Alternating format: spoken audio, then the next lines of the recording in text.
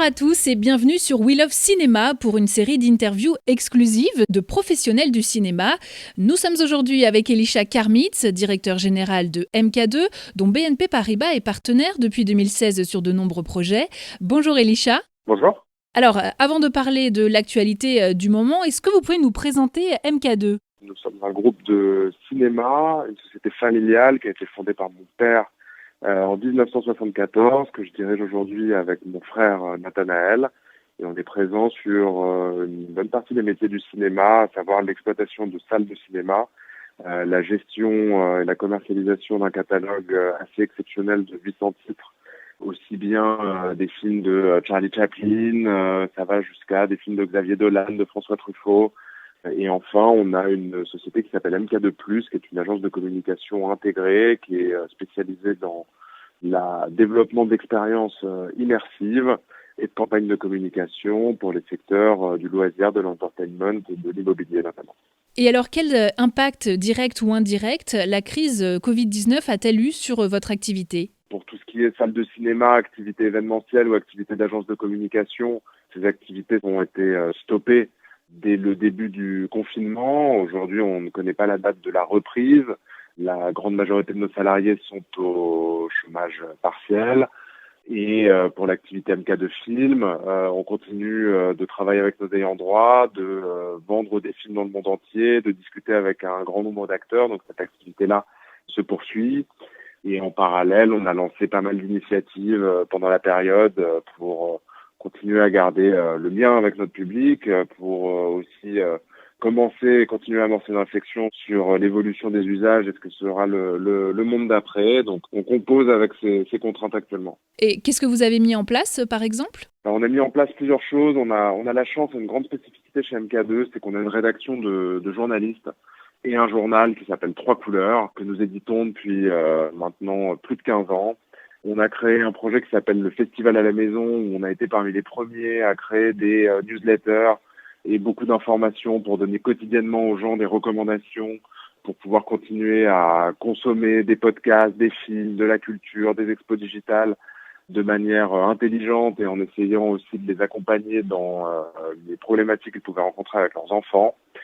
Juste une semaine après, on a mis en place en quelques jours une plateforme de streaming gratuite qui s'appelle MK2 Curiosity, où chaque semaine nous proposons 5 films gratuitement, qui sont souvent des raretés, des bizarreries, mais souvent des films de très grande qualité. Et on a lancé un concours du court-métrage confiné, dont nous commençons à recevoir les premiers films. On demande aux gens de nous envoyer des films qu'ils réalisent dans le strict respect des mesures de confinement et en intégrant la phrase tirée du film de Godard « Qu'est-ce que je peux faire ? Je ne sais pas quoi faire ». Alors, les salles de cinéma sont pour le moment fermées.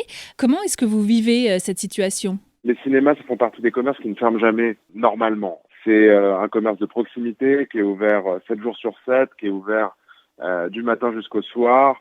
On a l'habitude de dire que ce sont les lumières de la ville. C'est par définition, et en tout cas on l'a toujours défini comme ça chez MK2, des lieux de vie qui ne sont pas des lieux dont le sens est la distanciation sociale, mais au contraire la possibilité de se regrouper pour partager une émotion en commun.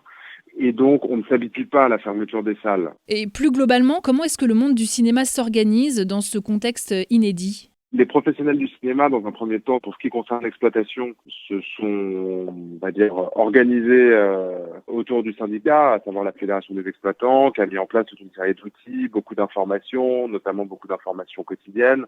Personne ne sait quand est-ce que les salles de cinéma vont réouvrir. Et beaucoup de questions se posent sur à la fois sa date de réouverture, les conditions notamment sanitaires dans lesquelles on va pouvoir réouvrir, mais aussi les films que l'on va trouver à l'affiche. On n'a pas encore trop l'occasion de partager des points de vue divergents. Elisha, avant de se quitter, un petit conseil d'expert. Quels sont les films ou les séries que vous recommanderiez à la communauté We Love Cinéma pendant le confinement ?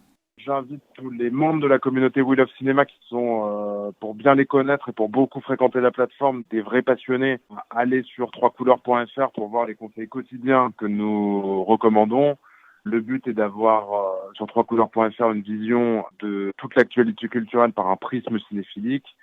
Et puis on a une plateforme de streaming qui est en effet MK2 Curiosity, sur lequel il y a 5 films gratuits tous les jours. Et de manière générale, ce que je dirais, c'est que c'est une période pendant laquelle on peut surtout en profiter pour élargir sa curiosité, voir des choses qu'on n'aurait pas l'habitude de regarder autrement, essayer de se remplir l'esprit et surtout de trouver sa liberté en regardant des choses intéressantes et des choses qui ouvrent d'autres horizons.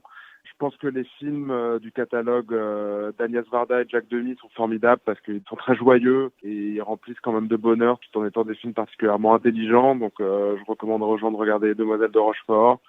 La semaine prochaine sur MK2 Curiosity, on va proposer un film gratuitement pour la première fois sur Internet, qui est un film qu'on a produit aux États-Unis avec de grandes stars et notamment Kristen Stewart. Donc je laisse les auditeurs découvrir le titre du film puisque nous ne l'avons pas encore annoncé, mais je pense que ça devrait vraiment les satisfaire. Si vous avez des enfants, c'est l'occasion, si ce n'est pas déjà été fait, de leur montrer les Chaplin. Il n'y a rien de plus universel, ça les fait toujours rire. Tout bon cinéphile qui se respecte a besoin d'avoir Chaplin dans sa cinémathèque. Eh bien, merci beaucoup Elisha Karmitz pour avoir accepté de passer ces quelques minutes avec nous. Et puis bon courage pour les semaines à venir. Merci également à vous de nous avoir suivis aujourd'hui. On se retrouve bientôt sur We Love Cinéma pour un nouvel entretien exclusif.